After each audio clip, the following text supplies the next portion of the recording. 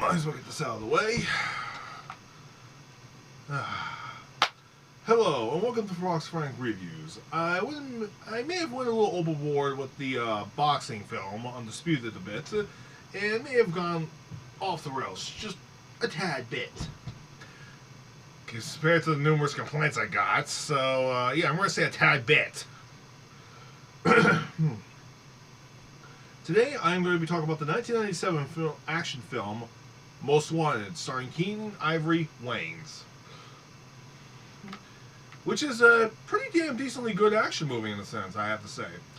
And honestly, you know, it's kind of funny because I actually thought about this as a joke for Grand Theft Auto in a sense, because you know how with YouTube and they always had those fake trailers on with GTA. In a sense, you know, like we always had that superhero film called Villains. We had some ridiculous films in a sense. Even I made a couple of ridiculous trailer films in the sense of films I was never going to do. Although some of them actually were made. But I had to take some of them down because I was requested to take them down. So, yeah. But you'd be surprised. With Grand Theft Auto 5, you can make as many ridiculous trailers as you want, in a sense, and as much movies as you want, in a sense. The imagination is just endless. Until you get in trouble for it. And what the whole copyright material bullshit, so yeah. But here's the funniest thing. There's actually a trailer somebody made using GTA 5 called Most Wanted, about two guys who they try to just rob one place, just rob one convenience store, like one high-end convenience store, and says that sells elegant merchandise in in probably the most high-rent district in Los Santos. But it goes to shit immediately. It's by causing traffic accidents, a helicopter crash, and just power failure. And it just was deemed as an act of terrorism. And it was an accident. Yeah. And the film is, and it is the most ridiculous film ever. It looks like it could have been a ridiculous, great comedy film about two hapless morons who were just going to try to do one simple robbery and turn into, and through a series of accidents, it became an act of terrorism. How the hell does that happen? How? Pure insanity. And the movie was called Most Wanted.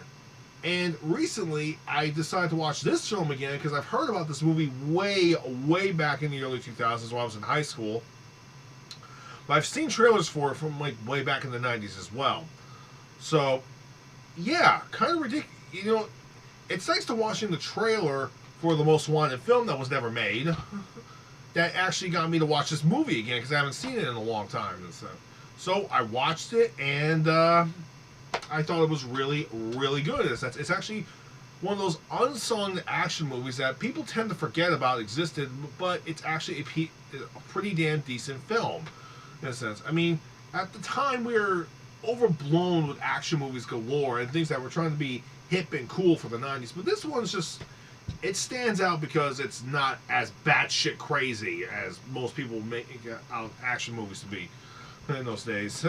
I mean, we had the movie Erasure starring Arnold Schwarzenegger, which was, I'm not going to lie, I did enjoy that film, but there were some casting decisions I think probably would have been better off with. Don't worry, I'll get to that film eventually. After all, I had to do a couple of more Schwarzenegger movies eventually as well, because I'm a huge Arnold Schwarzenegger fan from like way back in the day in the 90s, as well as a Godzilla fan. So, the movie is basically about a condemned Marine who's going to be executed, but he gets recruited by a Black Ops agency to take out somebody, and to take out just some high-end billionaire who's basically being a terrorist by conducting illegal activities. But it turns out that the whole thing was a sham, and the real target was actually the First Lady.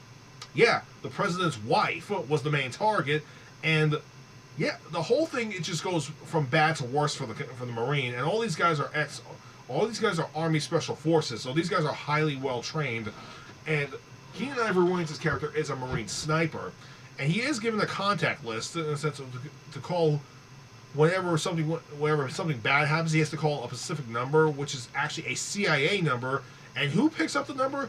No, none other than the Italian actor Paul Sorvino. How does he pronounce his name? Paul Savino.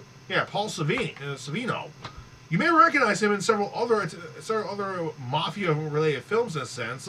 You know, like Goodfellas. He was also in The Rocketeer, and yeah, he was also in the second season of Law and Order.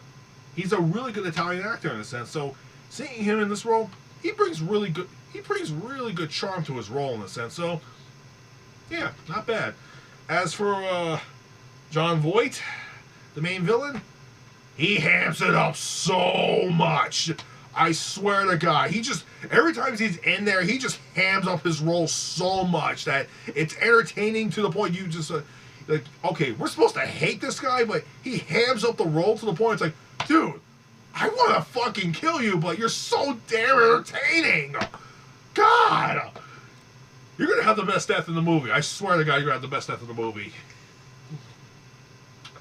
Now, to be fair, his number 2 man, who is actually the killer who did shoot the first lady, that guy is all... I forgot. I don't even know the guy's name exactly. Like, I keep forgetting the guy's name in a sense, but I just call him the right-hand man because he's even more batshit crazy.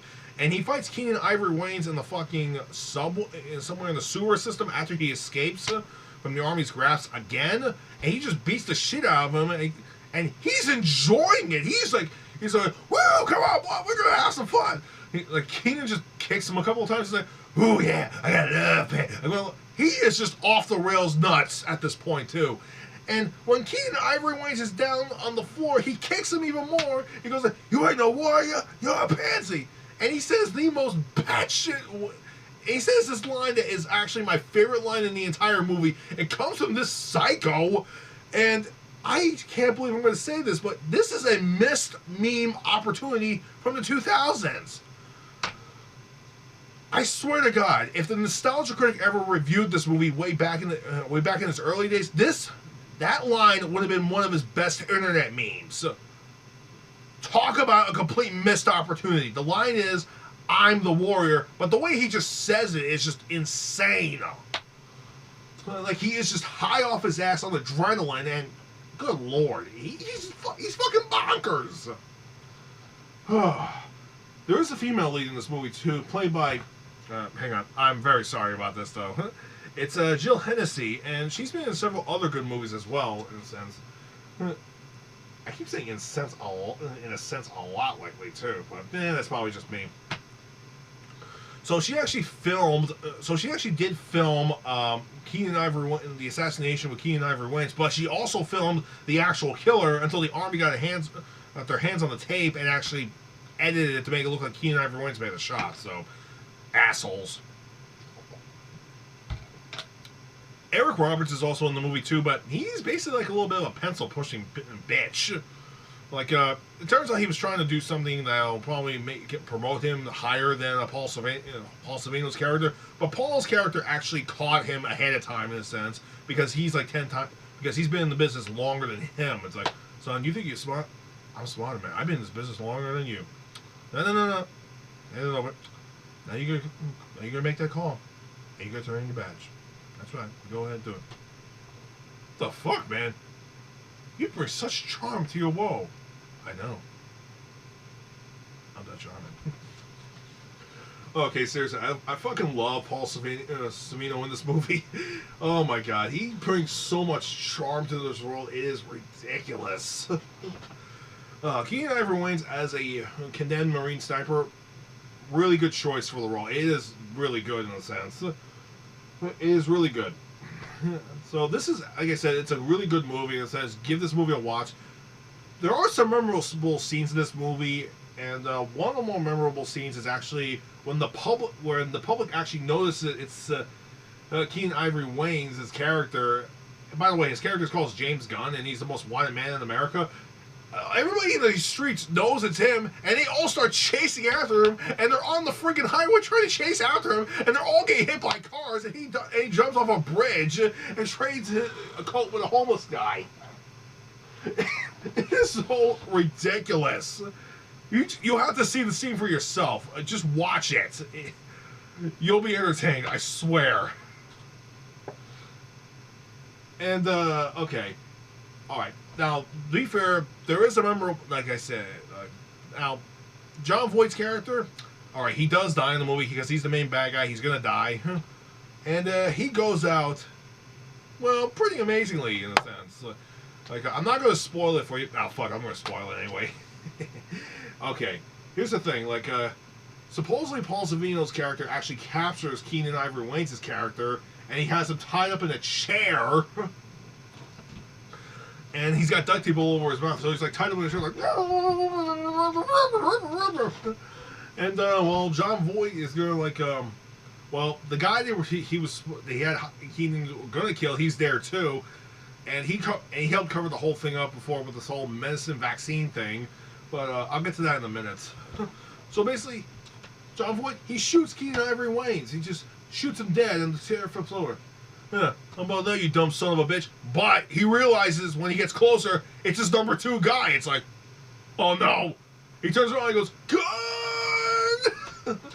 And he is right across the hallway holding an M16 and he shoots him in the head.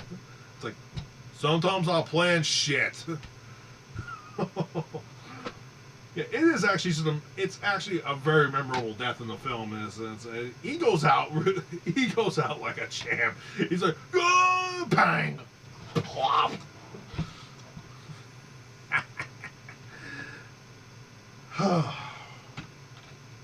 I like that death. Now, now you may ask yourself, why was this whole thing like that? Why did they kill the First Lady? It turns out the First Lady was trying to help veterans and soldiers who were actually exposed to a drug, which the general, Jon Voight's character, actually exposed them to, and the guy that Keenan Ivory Wayans was originally going to kill, who's his original target, it turns out he's the one who actually created the drug to begin with. So this whole thing is a huge web of lies in a sense, and they had so they tried everything to make sure that Keenan Ivory Wayans' character would be caught, shot, and killed. Everything would be all wrapped up in the media, saying that he was not recruited, that he was just batshit crazy.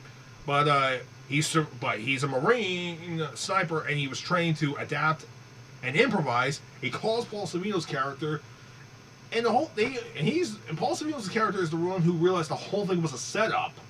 Is that the man was set up. He's the most wanted man in America right now, but he was set up. And they couldn't prove anything.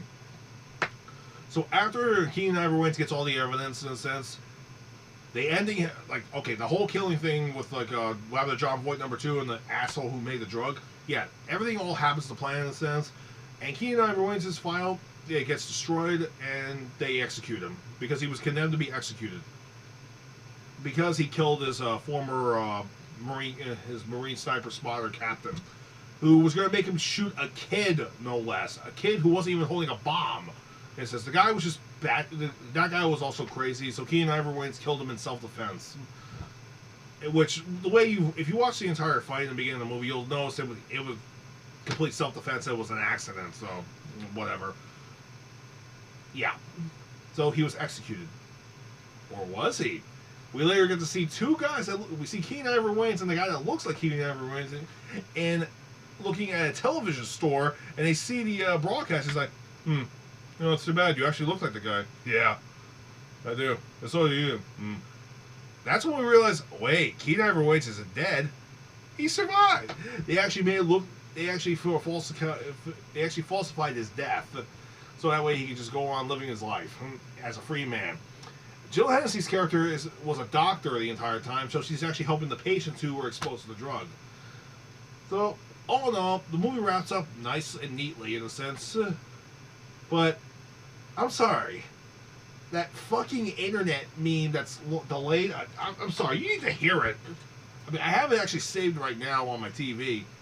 Let me just, here we go. Here's the line, the way he says it.